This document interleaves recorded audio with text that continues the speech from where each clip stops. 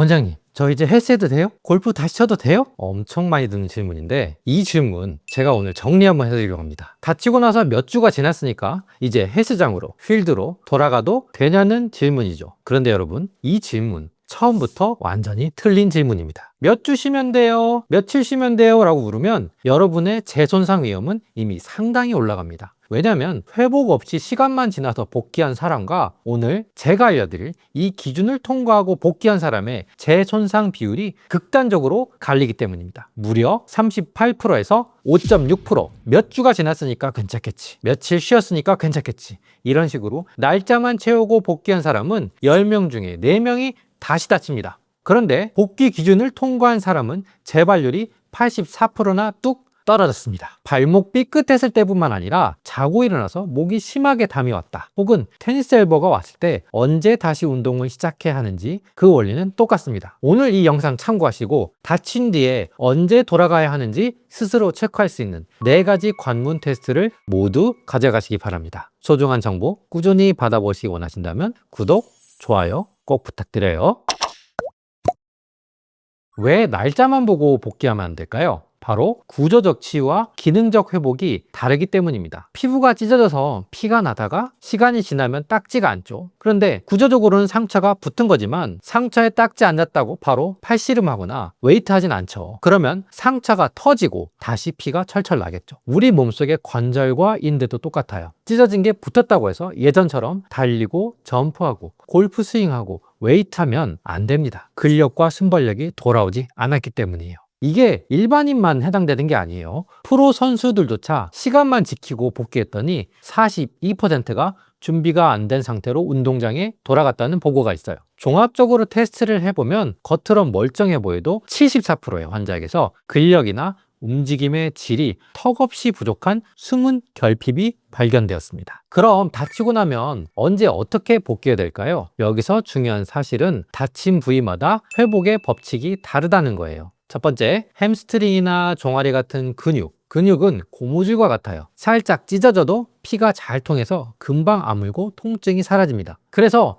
이제 뭐 다친 것도 좋아졌으니까 뛰어도 되겠지 하고 가장 빨리 복귀하다가 가장 많이 다시 찢어먹는 조직이 고무줄처럼요. 통증은 없어도 실제 근력을 기계로 측정해보면 다치고 6개월 뒤에까지도 결핍이 남아있는 경우가 많아요. 특히 햄스트링, 종아리 다치신 분들은 절대 본인의 느낌만 믿으시면 안 됩니다. 두 번째, 발목 인대입니다. 인대는 질긴 나일론 줄 같아요. 한번 삐끗해서 확 늘어나면 잘 돌아오질 않아요. 발목을 삐끗하고 며칠 치면 낫지 뭐 걸을만한데 하고 가볍게 넘기시면 만성적으로 발목이 불안정해집니다. 힘이 빠지고 금방금방 다쳐요. 최근 2년 추적 연구를 보면 기능 테스트와 설문을 합친 앵클고라는 점수가 낮은 상태에 복귀한 사람은 발목을 다시 삘 위험이 그렇지 않은 사람보다 무려 9배나 높았습니다. 세 번째, 가장 중요한데요. 아킬레스건이나 테니스 엘보 같은 힘줄, 이 힘줄은 굵은 밧줄이 서서히 해지는 것과 같아요. 힘줄 손상은 치료법이 일반 상식과 정반대입니다. 쉬면 낫는다가 아니라 무게를, 부하를 줘야 낫습니다. 아프다고 가만히 쉬기만 하면 힘줄은 점점 더 약해지고 참을 수 있는 약간의 통증을 느끼더라도 운동 다음날 아침에 더 아프지만 않다면, 즉 이렇게 힘줄에 무리가 더 쌓인 상태가 아니라면 부하를 주면서 운동을 해야 합니다. 이걸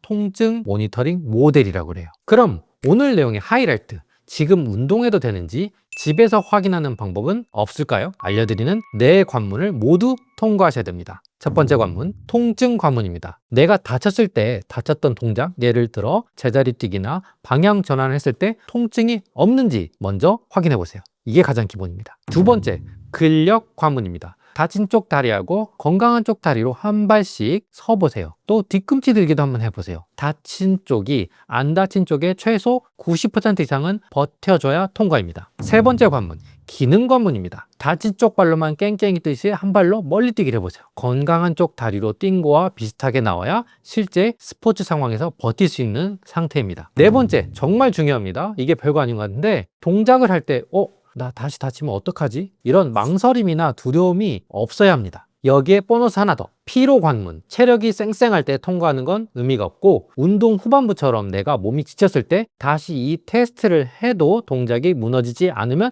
그게 진짜 합격이죠. 자, 이런 관문만 통과하면 내일 당장 뛰어도 되나요? 전 이제 괜찮은데요? 아닙니다. 여기서 오해하시면 안 되는 게 시간도 중요해요. 최소 치유 시간으로서 시간이 필요합니다. 아무리 근력을 완벽하게 회복해도 십자인대 수술 후 9개월 이전에 너무 빨리 복귀하면 재손상 위험이 7배가 높았다. 이런 연구도 있습니다. 즉, 내가 기능적으로 회복이 돼도 최소한의 상처가 머무는 휴식 시간은 확보를 하되 그 시간이 지난다고 자동으로 복귀하는 게 아니라 시간 플러스 4개의 관문 모두 채워야 한다는 뜻입니다. 혹시 앞선 영상에서 설명드린 U자형 곡선 기억하시나요? 무서워서 전혀 안 쓰면 굳어버리고 조급해서 너무 과하게 쓰면 터져버리고 찢어지고, 이 원리는 우리가 다치고 난 발목이나 십자인대나 다른 힘줄에도 똑같이 적용돼요. 이 4개의 관문 중에서 가장 판단하기 어렵고 위험한 게 바로 마지막 4번째 관문, 심리적 관문인데요. 제가 제일 중요하다 그랬죠? 해외 코호트 연구를 보면 이러한 심리적 준비도가 안 된 상태에서 복귀하면 재손상 확률이 극도로 올라갑니다. 자, 여러분, 심리적으로 위축되고 다칠까봐 두려워하면 우리 몸은 방어 기제로 목과 어깨의 근육을 가장 먼저 딱딱하게 굳혀버립니다. 발목이나 무릎을 다쳤는데 한참 뒤에 원인 모를 두통이 오고 목이 뻣뻣해지는 이유도 바로 이 숨은 심리적인 긴장과 보상 때문이에요. 단순히 찢어진 인대 하나만 볼 게 아니라 이로 인해서 틀어진 몸의 균형, 심리적인 불안, 그리고 그게 뒷목과 자율신경에 미치는 나비 효과까지 함께 관리해야 되는 이유입니다. 저도 이렇게 다치고 나서 치료할 때 구조와 기능은 물론 환자분의 심리 상태를 함께 봅니다. 세상에 괜찮은 두통은 없다처럼 세상에 시간이 지나면 저절로 낫는 괜찮은 손상도 없습니다. 이어지는 영상에서는 어떻게 두려움 없이 다시 운동장으로 편안한 일상으로 돌아갈 수 있는지 그 방법을 자세히 알려드릴게요. 오늘 알려드린 4가지 관문, 주변에 운동하시는 분들한테 꼭 공유해 주시고 구독, 좋아요 부탁드립니다. 지금까지 두통에 묻은 거 조경아 원장이었습니다. 감사합니다.